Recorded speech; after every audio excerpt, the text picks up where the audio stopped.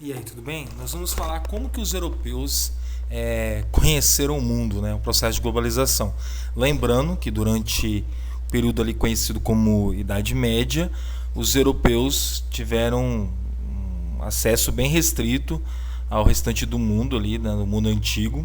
Então eles tinham pouco conhecimento sobre a África e pouco conhecimento sobre a, a África. E aí, quando eles então chegam na América, né, esse conhecimento deles vai ser ampliado. Mas para isso, para eles chegarem no continente americano, para eles desbravarem a África, para eles chegarem até a Ásia, nós precisamos entender a formação dos estados modernos. Né? Então, o que seriam esses estados modernos? Vamos lembrar lá do período feudal. No feudalismo, o rei, o sucerano, ele dividiu o poder dele com os vassalos. Tá? Assim sendo, o sucerano ele não tinha um exército próprio, ele contava com os exércitos dos seus aliados, os vassalos, e o território era dividido em feudos. Tá? E cada propriedade dessa, cada feudo desse, tinha ali um responsável, o senhor feudal daquela região. Então, a moeda era conforme a exigência daquele senhor feudal, os pesos e medidas, os impostos, as regras, as leis. Então não era unificado.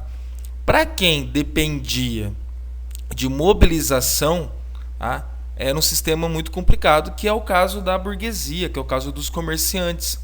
Então os comerciantes eles vão fazer uma aliança com os suceranos, com os reis, tá? E esse é um processo de muito tempo, é um processo que não foi de repente, que não foi pensado por uma pessoa. As coisas foram acontecendo até que isso foi se desencadeando. Então os burgueses vão começar a fazer aliança com os reis, com os suceranos, para que esses se fortalecessem. E qual que era a ideia? Os burgueses pagarem somente um tipo de imposto, somente um tipo de tributo, usarem somente um tipo de pesos e medidas, terem somente uma moeda. Tá? Porque para cada lugar que o burguês tinha que ficar passando e usando pesos e medidas diferentes, usando moedas diferentes, pagando impostos diferentes, gerava muito prejuízo para os burgueses. Agora, se todo um território tem somente um rei, eu pago só imposto para esse rei, sirvo só a moeda desse rei, só os pesos e medidas que esse rei está colocando. Então a ideia de centralização de poder, centralização e concentração de poderes, ela vai ser uma ideia que vai agradar a burguesia. Tá? E com essa concentração de poderes agora, o rei ele vai ter um exército nacional, ou seja, ele não vai depender mais das forças dos senhores feudais. Ele agora cria um exército, e o exército daquela nação. O exército agora é da França, o exército agora é da Inglaterra. Não é mais das famílias feudal A, B ou C, do feudo A, B ou C. Agora é a nação ali que incorpora aquele exército nacional e ele fica sob o poder do rei. Nesse período vai ser desenvolvido o mercantilismo. Tá? E qual que vai ser a ideia aí do mercantilismo? Com a eliminação das barreiras, com a unificação das moedas, dos pesos, das medidas, tá? Haverá uma defesa também dos produtos nacionais. Os burgueses vão procurar os reis para que produtos que venham de fora, de comerciantes que não são daquele território, passam a ter uma taxação maior, tá? Para fortalecer a burguesia local. O nome disso é protecionismo. Então o mercantilismo deve ser marcado pelo protecionismo dos produtos e dos comerciantes nacionais, tá? E pelo acúmulo de moedas e pedras, metais preciosos. Tá? O que vai determinar se um lugar é rico é a quantidade de metais preciosos e moedas que aquele lugar tem acumulado. E como que você consegue isso? Por meio do comércio, né? Vendendo produtos para outras regiões e pegando a moeda, pegando os metais dessas outras regiões e trazendo para o seu território. Por meio da indústria, que é a mesma situação, você vai vender seu produto para fora e vai trazer esse produto depois, que no caso o ideal seria até manufatura, porque você não tinha indústria na época, tá? Seria manufatura. E por fim, por meio da colonização. Você vai para outro território que tem o que você precisa, ou seja, meu território não tem metais preciosos. eu vou para outro território, colonizo esse território, passo a explorar esse território. Falaremos da colonização daqui a pouquinho. Tá? E aí então, com isso, vai fortalecer a burguesia. Tá? Mas não só a burguesia, o rei também vai ser fortalecido. Essa concentração de poderes vai colocar a ele, né, o status de absoluto. Tá? E nós vamos chamar de reis absolutistas. Então agora, o rei ele vai concentrar todos os olhares da sociedade para ele. Vai surgir grupos de pessoas que ficam ali em torno do rei. Então agora você tem que saber andar conforme é a vida no palácio, você tem que comer da maneira que se come no palácio, você tem que se comportar da forma que os palacianos aí, que a corte, né, que é quem cerca o rei, se porta. Então começa a surgir regras de etiqueta e tudo mais. E o rei, se você quer alguma coisa, se você quer algum cargo público, se você precisa de alguma coisa, você necessariamente precisa procurar o rei, porque ele concentra todo o poder na mão. Junto a isso vai surgir a teoria do poder divino dos reis. Essa teoria vai ser muito importante para a manutenção desses reis no poder. Porque olha só, era dito que quem colocou o rei no poder foi Deus. E se foi Deus que colocou o rei no poder, nada pode tirar o rei de lá. E tem mais um detalhe: se você estiver reclamando do rei ou quiser tirar o rei do seu trono, você está indo contra a vontade de Deus, você está pecando. Então essa concepção religiosa misturada com política deu muito poder para os reis. Então todo mundo tinha que se aproximar dos reis, inclusive a burguesia, que agora disputava essa presença do rei com a nobreza. Antes só o nobre que ficava ali próximo do rei, porque era da família do rei. Agora a burguesia também vai começar a ter essa proximidade do rei, porque é a burguesia que está tendo dinheiro aí com o comércio. Tá? E nisso surgem os outros continentes. Né? Os europeus vão ter contato com os outros continentes por meio das grandes navegações. E aí nós precisamos entender que para cada continente os europeus vão se portar de maneiras diferentes, conforme os seus interesses. Tá? Então, a América, a África e a Ásia. Lembrando que a América totalmente desconhecida até o século XV. Então, antes do Colombo vir para a América, ninguém sabia da existência da América.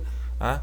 E só vai ser confirmado mesmo que era um continente novo depois de algum tempo. Então, o próprio Colombo não sabia que tinha chegado num continente novo. Tá? Por isso até que ele vai chamar as pessoas de índios, né? Ele vai achar que chegou na Índia.